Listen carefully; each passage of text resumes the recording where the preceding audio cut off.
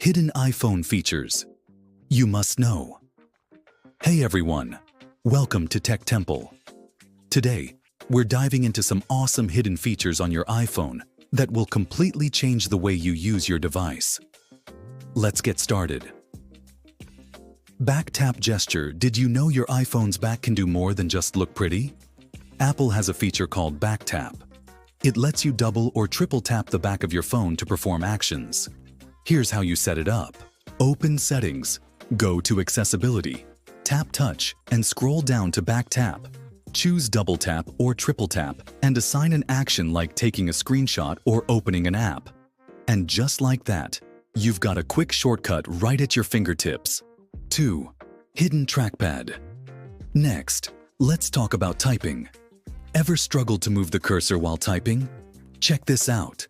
Press and hold the spacebar on the keyboard. The keyboard turns into a trackpad, letting you move the cursor easily. Super handy for fixing typos or editing text. No more frustrating tapping. Built-in document scanner. Did you know your iPhone has a built-in scanner? Forget downloading extra apps. Open the Notes app and start a new note. Tap the camera icon and select Scan Documents. Point your camera at the document, and it automatically scans it. Perfect for digitizing receipts, contracts, or handwritten notes. Measure App Magic now. Here's a cool party trick. Your iPhone can measure real-world objects using the Measure app. Open the Measure app.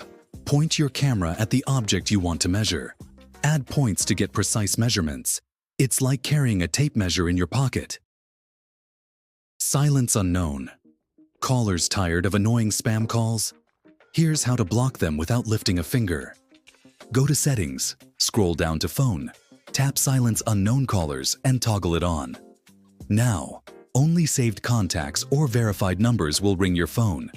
Peace at last. That's it for today's iPhone hacks.